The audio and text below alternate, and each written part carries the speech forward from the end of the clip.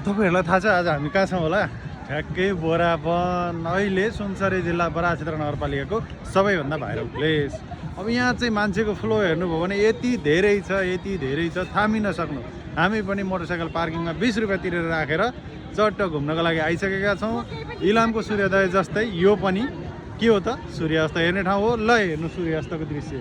ट्याक्कै सूर्यास्त हुन लागेको छ। सूर्यास्तसँगै यतातिर मोटर बोर्ड हेर्न सक्नुहुन्छ। ठ्याक्कै मोटर बोर्ड यहाँ चलिरहेछ। अब यो सप्तकोशी नदी हो।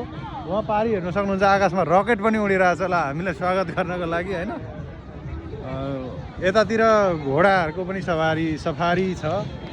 अब यहाँ हात्ती सफारी पनि ल्याउनुपर्छ भन्ने हाम्रो माग रहेको छ र जति पनि अब यहाँ त कोसीटप्पू वन्यजन्तु आरक्षी पनि नजिकै हो र त्यहाँ हात्तीहरू पनि रहेको छ। यो ठाउँलाई चाहिँ तत्कालको लागि मात्रै भाइरल होइन, बोक्ताङ डाँडा जस्तो होइन, 4 दिनको लागि भाइरल होइन, सदाबार भाइरल बनाउनु पर्यो। र यो सप्तकोशी नदी आफैमा एउटा पवित्र नदी, त्यसमाथि पनि बराहक्षेत्र नगरपालिकाको काकौसीकी सङ्गमबाट बगेर आउने पानी एकदम गङ्गा नदी। त्यस कारणले गर्दा यो ठाउँलाई चाहिँ 2 दिन 4 दिन 5 दिनको लागि भाइरल होइन, सदाको लागि भाइरल बनाउँदै यो ठाउँलाई पर्यटन प्रवर्धनको माध्यमबाट माथि पुर्याउँदै यसलाई मात्रै नभएर देश सम्पूर्णलाई चाहिँ पर्यटनलाई टेवा पुग्ने काम गर्नुपर्छ भन्ने हाम्रो माग पनि रहेको छ। र यहाँ एउटा हाल यो बोरापातको चाहिँ व्यवस्थापन समिति भनेर पनि त्यो समिति बनाउनु भएको रहेछ।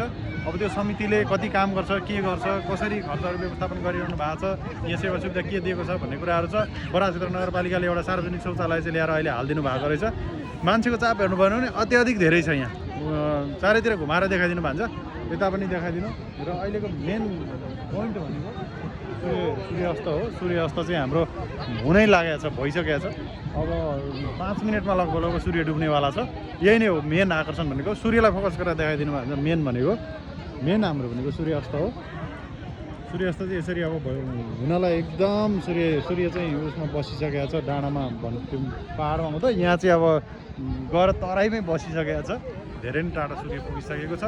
त्यसैले तपाईँहरू पनि यदि बोराबाँध आउँदै हुनुहुन्छ भने कहाँ आउने, लोकेसन कहाँ हो भन्नुहुन्छ भने ठ्याक्कै इटारी हुनुहुन्छ, सुनसरी जिल्लाको कुनै पनि ठाउँमा हुनुहुन्छ, धरानमा हुनुहुन्छ, तपाईँहरू सिधा कालाबजार आउने, कालाबजार आएर चकरहट्टी बजार आइसकेपछि चकरहट्टीबाट थोरै आएपछि अगाडि ठाकुरबारी बाँध आउँछ। त्यसबाट केही माथि उतार गएर एउटा बोराबाँध जाने ठाउँ भनेर बोर्डै राखेको छ। त्यो ठाउँमा आउनु भने ठ्याक्कै बोराबाँध तपाईँहरू आइहाल्नुहुन्छ र यहाँ आएर एउटा इन्डियाको गोवाको जस्तो आनन्द लिन सक्नुहुन्छ। यहाँ विभिन्न प्रकारका होटलहरू पनि खुलिसकेका छन्।